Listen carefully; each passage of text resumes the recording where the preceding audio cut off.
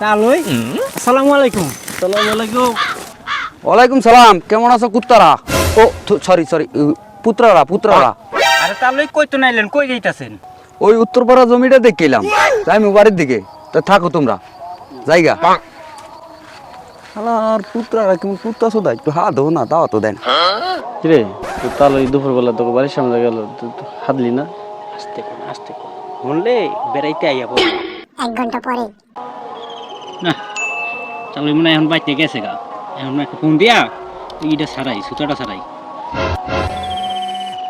Hello হ্যাঁ তালই দুপুর বেলা বাড়ির সামনেতে গেলেন গা, কই হাঁটতে পারলাম না।